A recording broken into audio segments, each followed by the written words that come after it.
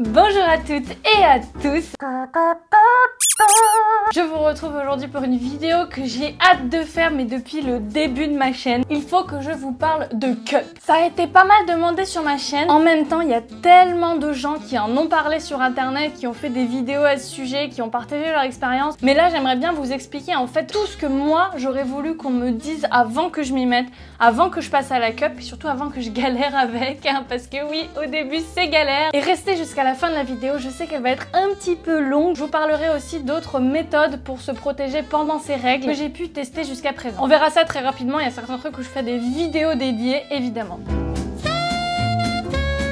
Avant tout, qu'est-ce que c'est que la cup? J'imagine que beaucoup d'entre vous le savent déjà, mais ça ressemble à ceci. Donc c'est un petit bout de plastique de silicone médical qui va recueillir le sang à l'intérieur de votre vagin pendant que vous avez vos règles. Il suffit de l'insérer en la pliant, en la recourbant sur elle-même et elle va se déployer à l'intérieur et rester en place pendant plusieurs heures. Ensuite, vous la videz, vous nettoyez et vous la remettez, et ce à l'infini. Ça coûte disons entre 15 et 25 €, mais c'est très économique parce que vous la gardez pendant des années et vous ne jetez plus rien, donc c'est aussi super cool pour l'environnement.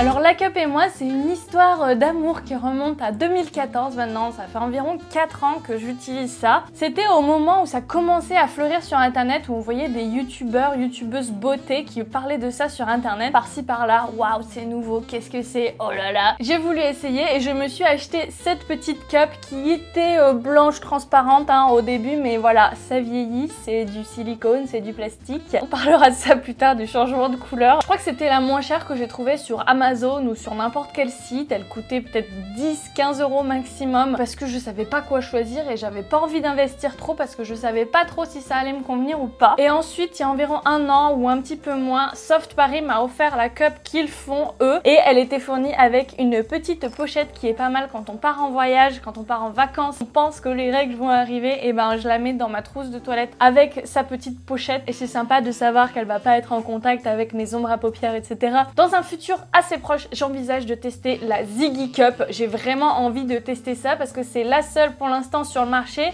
qui revendique le fait qu'on peut faire du sexe avec cette cup. Je vous affiche à quoi elle ressemble à l'écran, c'est pas du tout le même format de cup, c'est vraiment juste une membrane et un cercle un peu rigide en silicone. Et du coup on peut avoir des rapports avec devant et elle vient se placer au fond. Et elle recueille moins de sang, j'imagine qu'on peut la porter moins longtemps.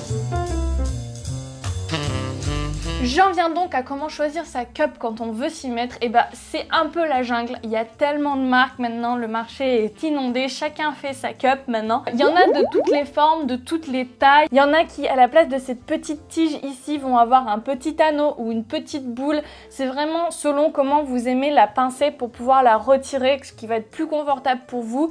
Et la longueur de la tige, ça va aussi dépendre de la longueur, j'imagine, de votre vagin au repos. Si la tige est trop longue, vous pouvez le sentir à l'entrée du vagin quand vous bougez, etc. Quand vous vous essuyez, quand vous allez aux toilettes, ça peut être inconfortable. Maintenant sur le marché, il y en a qui ont directement plusieurs tailles de tiges, mais moi quand je les achetais, on me conseillait même des fois de couper la tige soi-même si elle est trop longue. J'en ai même vu dernièrement qui n'avaient pas de tige, mais qui avaient vraiment les positions pour les doigts pour pouvoir la pincer et la tirer directement. Et c'est ce qui m'arrive de faire en fait avec les cups, même si elles ont une tige, parce que finalement, attraper comme ça, c'est moins facile que de faire comme ça. Enlever l'effet ventouse, on reparlera de comment on enlève sa cup, vous trouverez toujours un moyen. Ce qu'il faut savoir, c'est quel est votre âge, quel est votre stade de la vie, est-ce que vous avez déjà eu des enfants par voie basse, est-ce que votre périnée est tonique, parce que en vieillissant, votre périnée va l'être moins. En étant jeune, en général, il est de base assez tonique. Ressentez votre vagin, comment il est. Si vous avez l'impression que c'est vraiment petit, que vous avez du mal avec la pénétration, avec les tampons, etc., choisissez une plus petite cup. Au contraire, si vous avez l'impression d'avoir un vagin un peu plus large et que vous êtes totalement à l'aise avec la pénétration, avec le fait de mettre des doigts dans votre vagin, et ben vous pouvez prendre un modèle de cup plus grand avec une plus grande capacité. Du coup ça dépend aussi de votre flux, si vous avez des règles abondantes ou pas. Si vous avez une cup qui est toute petite, peut-être qu'il faudra la changer plus souvent. Et encore que je modère ça parce que quand on utilise la cup les premières fois, on s'aperçoit souvent que ce qu'on pensait être une immensité de sang sur des tampons, sur des serviettes, et ben en fait dans la cup c'est un tout petit fond. On perd pas énormément de sang pendant ces règles, vraiment c'est un petit endomètre qui s'en va, hein. C'est pas non non plus une veine qui explose, hein. Donc je vous dirais que pour choisir votre première cup, vous prenez pas trop la tête. Choisissez le modèle qui semble vous convenir selon souvent les conseils du site web sur lequel vous achetez. Et vous verrez après quelques utilisations s'il y a vraiment un truc qui bug. Si vous avez essayé tous les petits conseils que je vous donne là et que quand même ça marche pas bien, que c'est désagréable, c'est pas confortable, et ben vous pouvez en changer, aller vers un autre modèle. Moi franchement je trouve que ça vaut le coup d'investir une ou deux fois 15 € pour après être tranquille pendant 4-5 ans. Ça vaut le coup de tâtonner un peu au départ, c'est pas grave quoi. La chose extrêmement importante à mes yeux, c'est la mise en place de la cup. C'est crucial parce que c'est là que s'il y a un bug, et ben tout foire, c'est inefficace, on a des fuites, on se sent pas bien avec et on arrête d'utiliser la cup parce qu'on dit oh c'est pas pour nous. En fait non, le problème c'est souvent qu'on l'a pas très bien mise. Ça arrive pas mal, même aux plus expérimentés, vous inquiétez pas. Donc voici un petit peu mes petits conseils. Moi c'est ce qui m'arrivait au début, c'est que j'ai pas trouvé la bonne position pour la mettre en place. Alors il y a plusieurs positions qui sont assez instinctives, de la même façon que quand vous mettez un tampon, vous pouvez mettre un pied sur la baignoire pour être stable, confortable. Vous pouvez faire ça tout simplement les jambes écartées, un petit peu cow-boy, vous voyez. Mais moi, la position que je vous conseille d'essayer, en tout cas au début, c'est d'être en grenouille. Vous vous mettez accroupi dans votre salle de bain.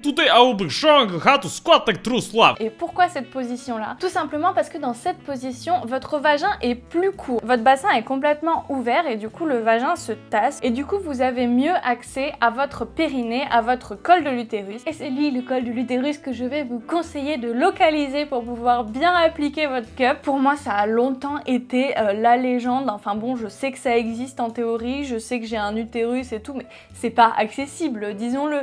Et même le col, je savais qu'il y avait le fond de mon vagin, mais le col en lui-même, je savais pas trop le localiser. Et je me suis aperçue qu'avec la cup, c'était important de savoir où il était, tout simplement pour pouvoir le mettre au niveau de la cup pour que l'effet ventouse se fasse au niveau du col et pas à côté, pas devant, pas derrière. Vu que le sang s'écoule par le col de l'utérus avant d'arriver dans votre vagin, et ben si ça coule sur le côté, et ben forcément vous allez avoir des fuites parce que là la cup ne sert plus à rien, elle ne recueille rien. Dans cette position accroupie, il est pas très loin votre col de l'utérus, vous allez sentir ce petit bec de chair qui est un petit peu plus rigide, un petit peu plus dur. Ça fait comme une petite bouche sur un coup de poule comme ça. Vous allez sentir qu'il est là, évidemment il est fermé quand vous êtes dans un état normal, que vous n'êtes pas en train d'accoucher, etc. Donc quand vous mettez votre cup, donc vous faites un pliage. Le pliage c'est pas le truc le plus important, voilà, moi je la plie comme ça en général. C'est le plus instinctif et c'est ce qui permet le plus facile déploiement à l'intérieur. Il y a des gens qui l'applient comme ça vers l'intérieur et du coup ça fait une petite tulipe pliée en S comme ça, mais je trouve ça tellement difficile que du coup bah ça me paraît pas très cool. Vous trouverez bien le pliage qui vous convient, mais au début essayez le plus facile quoi. Pour mon avis c'est celui en C, en U, en que ce que vous voulez. Vous l'insérez avec 2 doigts. Alors là pour l'insertion, petite astuce aussi, n'hésitez pas à mettre une goutte de lubrifiant parce que c'est pas un moment où vous êtes forcément excité avec la lubrification naturelle. Peut-être vous venez de vous laver et du coup votre vulve est complètement décapée et sèche. Et si vous essayez d'insérer un truc en plastique, vous allez voir que ça frotte, hein. Ça frotte sacrément. Ça peut être vachement désagréable, voire impossible. Donc n'hésitez pas, petite goutte de lubrifiant à base d'eau, n'importe lequel, un basique de chez Basi, le même que vous utilisez pour le sexe. Pas de lubrifiant silicone parce que ça c'est du silicone, je le tenterai pas. Ou alors de l'huile de coco, moi c'est ce que j'utilise parce que tout simplement c'est un remède miracle. J'en ai parlé dans ma vidéo sur l'hygiène intime. L'huile de coco c'est super bon pour ta vulve en général. Ça évite plein de petits désagréments, c'est cicatrisant, c'est impeccable. Ça fait cet effet apaisant tout en ayant le glissant nécessaire pour l'insertion. Une fois qu'elle est insérée dans le vagin, on va pouvoir juste la pousser avec un doigt tout simplement, ou on l'accompagne un petit peu, et elle va se déployer tout seul à l'intérieur du vagin. Mais il y a des chances qu'elle se déploie et qu'elle se colle contre une autre paroi que le col de l'utérus. Si le col de l'utérus est là par exemple, des fois elle se plaque contre la paroi qui est en dessous, parce que c'est un peu la forme naturelle du vagin. C'est là que vous allez découvrir aussi que c'est pas un tube qui est tout long comme ça, comme quand on voit les schémas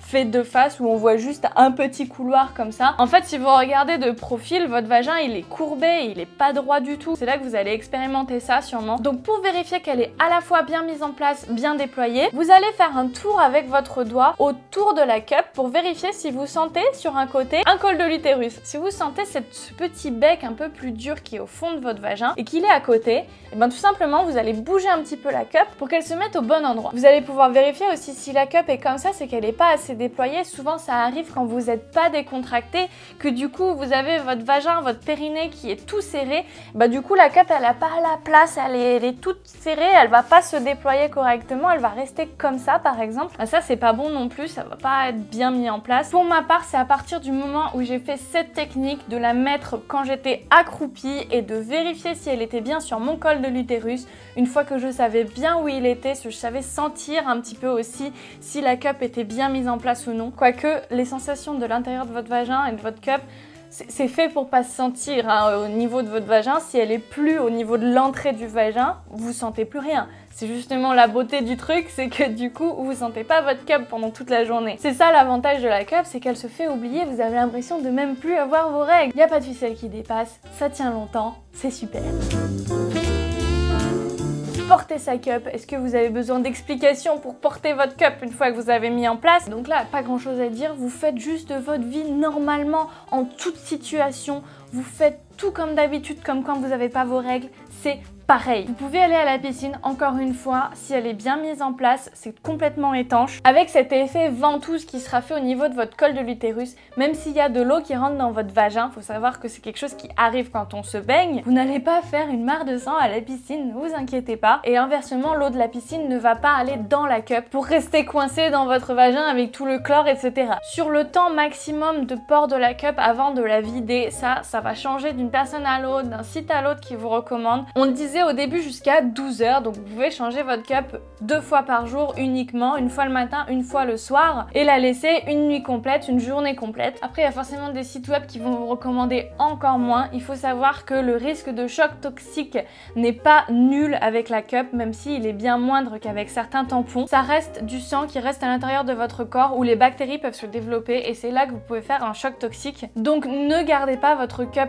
non plus trop longtemps, même si on peut l'oublier parce qu'on se sent tellement comme si on n'avait pas ses règles. Je sais que c'est compliqué, mais il faudra quand même penser à la vider régulièrement. Ne tentons pas le diable, c'est pas moi qui vais vous recommander de prendre des risques. Moi je dirais du coup 6-8 heures, c'est un bon chiffre, ça laisse quand même le temps d'être vachement tranquille dans sa journée et ça évite d'avoir à la vider dans les lieux publics. Moi perso ça a jamais été un problème pour moi. Depuis un moment je travaille à la maison, c'est vachement plus pratique, mais même quand j'étais en déplacement ou que j'étais pas chez moi, j'ai toujours trouvé le moyen d'avoir une salle de bain, d'attendre d'être à l'hôtel, chez des amis ou trucs comme ça, tranquille dans un foyer et pas dans des toilettes publiques. Parce que c'est vrai que ça peut être chiant si on n'a pas le lavabo qui est dans la cabine de toilette. Mais pour moi, ce problème est réglé par le fait que je peux la garder un peu plus longtemps et du coup la changer au moment où j'arriverai dans une vraie salle de bain. Sinon, la technique, si vous avez vraiment besoin de vider votre cup dans un lieu public, c'est d'avoir une petite bouteille d'eau, juste de la rincer un petit coup avec de l'eau au-dessus des toilettes, ça suffit. C'est pas non plus la peine de la nettoyer complètement avec du savon ou je sais pas quoi chaque fois que vous la videz. Donc pas trop de pression. Je sais qu'il y a des gens qui font aussi avec du papier toilette, qui essuient le sang de leur cup et qui jettent dans les toilettes tout simplement. À vous de trouver la formule qui vous convient, mais pour moi je pense pas que ça soit un problème vraiment éliminatoire pour la cup. Au niveau de toutes les situations possibles en portant sa cup, je tiens à souligner le sexe. Oui, j'ose le dire, absolument, on peut faire du sexe pendant les règles, il n'y a aucun problème avec ça. Le sang des règles n'est pas plus sale que votre sang habituel qui circule dans tout votre corps ou que vos fluides habituels qui sont dans votre vagin. Pas de raison d'être dégoûté, à la limite vous prenez le risque de tacher vos draps. Problème qu'on peut résoudre très facilement en mettant une serviette sombre sur son lit. On a tous ces vieilles serviettes chez nous qui ont des taches de javel, des trucs qui partent pas mais qui sont propres quand même si elles sont pas très belles. Mais si vous voulez vraiment pas avoir de contact avec votre sang pendant du sexe, vous pouvez très bien faire du sexe avec votre cup. Et là j'entends par exemple en faisant du sexe oral, du sexe sans pénétration, des caresses, etc. Votre cup est hermétique à l'intérieur de votre vagin. Donc si vous faites un rapide nettoyage externe pour être sûr qu'il n'y a pas de sang, il n'y en aura pas d'autre qui arrivera pendant le rapport. Donc oui, j'ose le dire, c'est possible de faire un cuni pendant ces règles. On peut porter une cup, votre partenaire ne sentira pas la différence. J'irai même un peu plus loin par rapport à mon expérience perso, mais pas seulement, parce que je l'ai lu aussi sur un blog que je vous linkerai en barre d'infos si je le retrouve. Il est également possible pour moi de faire du sexe avec pénétration avec une cup. Je l'ai testé, vraiment pas à pas, en tâtonnant, en faisant une pénétration très douce, très peu profonde pour voir, et en demandant à mon partenaire, mais tu la sens ma cup ou pas là? Qu'est-ce qui se passe? Elle est où? Et non, elle était bien là, mais je sais pas si du coup le pénis passe à côté de la cup complètement, et du coup il va sentir que la paroi ici qui n'est pas du tout désagréable, et un pénis est pas tant innervé, donc peut-être qu'il sent pas la différence avec une paroi de vagin classique. Moi j'avais vraiment peur qu'il se blesse, surtout avec la tige rigide de la cup, mais apparemment il l'a pas senti. Je lui ai dit d'être prudent et tout. Moi je vous dis aussi d'être prudent parce que c'est pas recommandé par les fabricants de cup, à part la Ziggy Cup que j'ai abordée précédemment. Mais voilà, on est plusieurs à avoir testé ça. Sachez aussi que le vagin est extensible et il va se détendre beaucoup avec l'excitation, et il va aussi s'adapter à la forme du pénis, à la forme de ce qu'il y a dedans. Du coup c'est totalement possible que votre cup aille très profondément, très loin. Donc après vous attendez un petit peu, votre vagin reprenne sa dimension normale et vous allez la retrouver très facilement. Mais voilà, on peut faire des pénétrations avec les doigts, avec des sextoys sûrement, en ayant sa cup. Voilà, après c'est à vous de prendre vos précautions et de faire ça très prudemment, je vous fais confiance. Et venez pas dire c'est Clemity Jane qui nous a dit de faire n'importe quoi, je ne le fais pas, c'est pas recommandé, mais moi je dis juste que c'est possible. On en vient donc maintenant à comment vider sa cup, comment la retirer, parce que j'ai entendu autour de moi des fois que ça pouvait poser énormément de problèmes, et surtout ça peut énormément paniquer l'idée que quelque chose reste coincé à l'intérieur, qu'on n'arrive pas du tout à l'enlever. Ça peut être vraiment flippant, donc voilà, paniquez pas, ne vous inquiétez pas, tout peut ressortir très facilement. Votre vagin n'est pas une bouche qui va manger et avaler et aller dans des tréfonds, les abysses de votre corps. L'important justement c'est de se décontracter, de relâcher ses muscles. Si vous n'êtes pas assez décontracté, c'est là où ça peut être un petit peu plus compliqué, un petit peu plus désagréable. Encore une fois, la position en grenouille, It is always good time for squat. je pense que c'est une très bonne idée parce que la cup va du coup redescendre et être moins loin. Il m'est arrivé de trouver qu'elle était très loin une fois que je l'ai portée toute la journée, vraiment d'arriver très mal à l'atteindre. Si elle vous paraît très haute, ce que vous pouvez faire c'est contracter un petit peu comme quand vous poussez pour expulser quelque chose.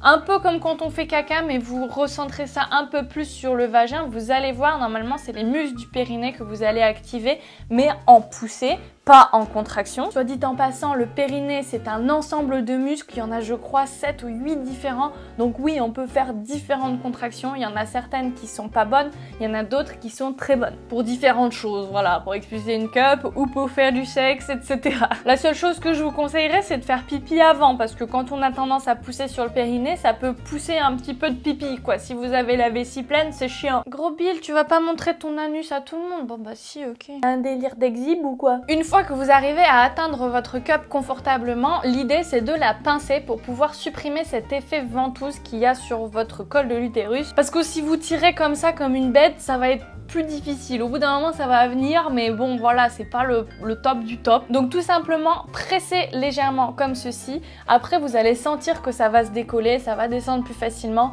et là vous pouvez finir en tirant avec la tige, avec le petit anneau, ce qu'il y a au bout. Voilà, ça y est, vous avez retiré votre cup, et là vous allez pouvoir la rincer le plus simplement du monde dans un évier, dans un lavabo. Moi je vous conseille pas de la laver au savon, ou si vous mettez du savon, pensez à bien rincer. Je vous ai déjà dit, du savon à l'intérieur du vagin c'est pas ce qu'il y a de mieux du tout, donc vraiment rincez-la bien. Si vous la décapez avec quelconque détergent, et ensuite elle est prête à être remise en place tout de suite après, il n'y a pas de souci. Durant ce lavage évidemment vous allez être en contact avec votre sang d'une façon peut-être inédite si c'est les premières fois que vous utilisez une cup. Donc j'avais envie de démystifier un petit peu cette partie là, parce que certaines sont pas forcément à l'aise avec le fait d'être en contact avec son sang menstruel. Je peux comprendre ça, ça peut être avec le sang en général qu'on n'est pas à l'aise. Surtout je tiens à dire que si le sang des règles est pas d'un rouge fluide et magnifique et tout liquide, tout beau, tout homogène, c'est normal. Ça arrive que le sang des règles soit bien rouge quand vous avez un flux assez important, quand c'est en plein milieu des règles, mais quand même il y a énormément de chances que votre sang soit pas aussi clean. C'est quand même un endomètre qui se détache de l'intérieur de votre utérus parce qu'il n'y a pas eu de bébé. C'est quand même une membrane qui se désagrège, c'est pas du sang tout fluide qui coule d'une blessure que vous auriez fait sur votre peau. Donc la plupart du temps il a passé un peu de temps dans votre utérus ou dans votre vagin, donc il a un petit peu viré, changé de couleur, il va être un peu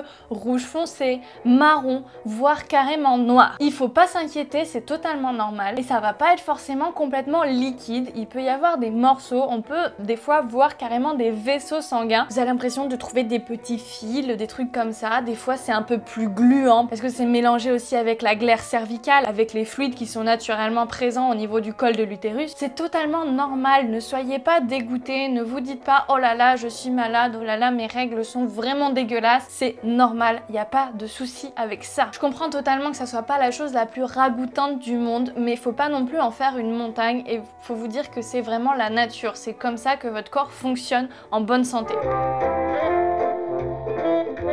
Enfin, je voulais faire un petit point sur l'entretien de votre cup parce que vous allez voir qu'elle va se teinter parce que évidemment le sang ça teinte beaucoup. C'est bien connu même sur les textiles etc. Le sang ça tache énormément. Donc votre cup, il y a de grandes chances qu'après plusieurs mois d'utilisation, elle devienne un petit peu rouge marronné. Elle va plus avoir cet aspect flambant neuf et bien propre. Et vous avez beau frotter avec du savon etc. ça partira pas. Déjà c'est quelque chose de purement esthétique pour quelque chose qui va dans votre vagin. Donc c'est pas quelque chose que vous montrez à la terre entière, donc à la limite on s'en fout si elle est tachée, si elle a changé de couleur, pas pour autant qu'elle est sale ou qu'il reste des bactéries dessus ou quelque chose comme ça. Si vous la nettoyez correctement et que vous la stérilisez, je vous rappelle la stérilisation, ça on vous le répète partout, c'est pour ça j'ai pas insisté, mais stérilisation toujours avant et après chaque utilisation, chaque semaine de règles. Pas besoin de le faire à chaque vidange de la cup pendant vos règles, mais après vos règles, une fois qu'elles sont finies, que vous allez remettre la cup au tiroir, vous la stérilisez et quand vos règles arrivent, que vous allez la réutiliser, vous restérilisez de nouveau.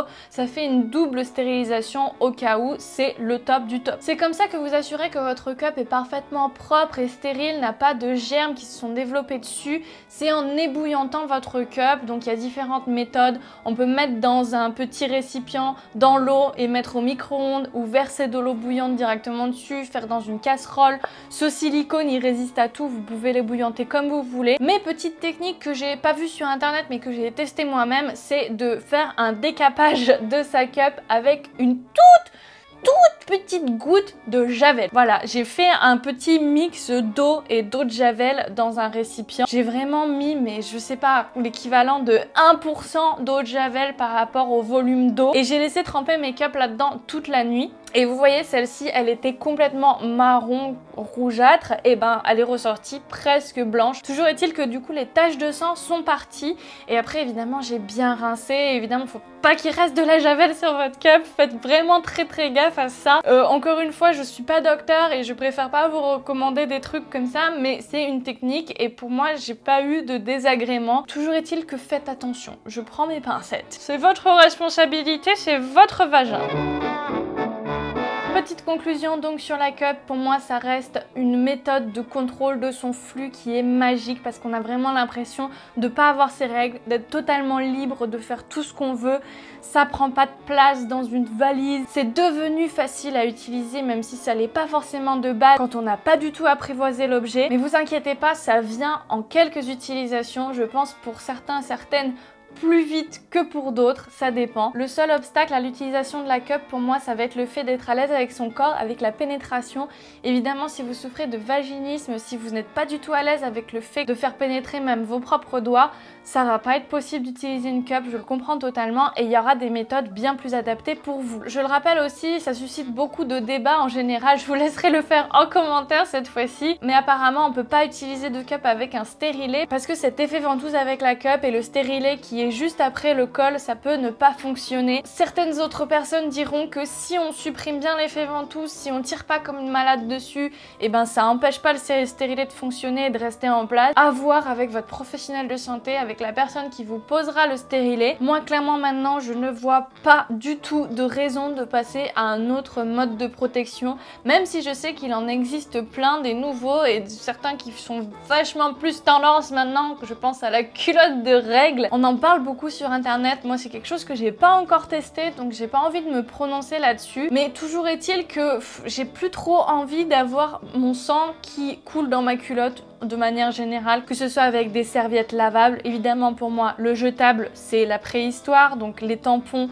Et les serviettes hygiéniques jetables, ce sera plus jamais, c'est sûr. C'est vraiment si j'ai pas ma cup sur moi et que je n'ai que cette solution là. Mais je fais en sorte que ça n'arrive pas. Les serviettes lavables, je sais qu'il en existe plein qui sont top maintenant, avec un bouton pression qui reste bien en place, qui sont jolies, qui ont des tissus super cool. Mais pareil, j'ai plus trop envie d'avoir cette sensation du sang qui va à l'extérieur de ma vulve, vu qu'avec la cup, le sang est vraiment arrêté en amont de tout ça. Il existe également d'autres types de tampons que les tampons type Tampax qu'on voit un petit peu partout. Il en existe des bio, des bien plus sains que ceux qui sont habituellement dans les supermarchés. Mais il existe aussi par exemple les éponges végétales. Ce sont des petites éponges qu'on va mettre au fond du vagin, qui sont sans ficelle et qu'on va venir chercher avec les doigts de la même façon qu'une cup. De la même façon mais en non végétal, parce que là c'est du synthétique. Il y a les soft tampons qui sont en plus adaptés à faire du sexe pendant les règles et qu'on sent pas du tout. À mon avis, c'est ça l'alternative pour moi pour faire l'amour pendant ces règles sans avoir du sang partout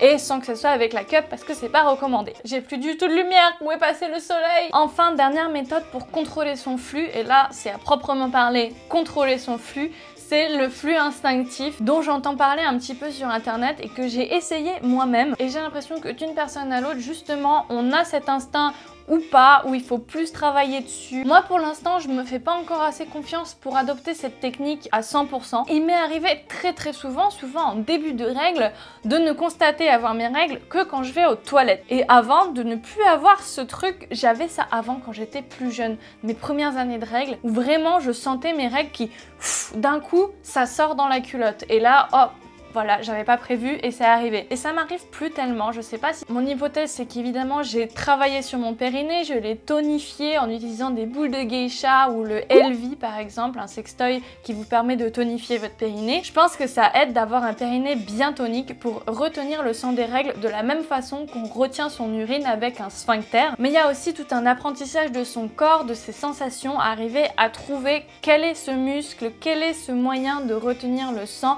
Comment marche votre vagin, quand est-ce qu'il est détendu, quand est-ce qu'il est en tension plus ou moins forte, parce que vous n'allez pas non plus rester à serrer les fesses toute la journée pour retenir votre sang. C'est quelque chose qui doit se faire naturellement, sans y penser. Et du coup, c'est vraiment en apprenant physiquement à votre corps à faire ça. Mais dites-vous que c'est un peu la même chose qu'un enfant pour qu'il se retienne de se faire caca et pipi dessus. Mais vous voyez maintenant qu'on est adulte, qu'on est tous propres, c'est carrément normal de ne pas se faire pipi et caca dessus parce qu'on a appris à nos sphincters à fonctionner même sans en avoir conscience. Donc je pense que c'est totalement possible pour les règles. Du coup, une fois qu'on maîtrise ce flux instinctif, il n'y a plus besoin d'aucune protection extérieure. On va juste faire s'écouler le sang de nos règles quand on se détend complètement aux toilettes pendant qu'on fait pipi. C'est pas plus compliqué que ça et j'ai pas 36 000 autres conseils là-dessus à vous donner parce qu'à mon avis c'est très personnel d'arriver à trouver ce ressenti pour apprivoiser son vagin et son périnée. N'hésitez pas maintenant que vous avez vu cette vidéo à échanger dans les commentaires. Dites-moi si vous n'êtes pas du tout d'accord avec moi par rapport à la cup. Je suis sûre que vous avez aussi d'autres astuces qui pourraient faciliter la vie à des gens qui commencent ou qui galèrent avec la cup. N'hésitez pas également à faire un tour sur le site MyPharma où maintenant je vais rédiger des articles sexo.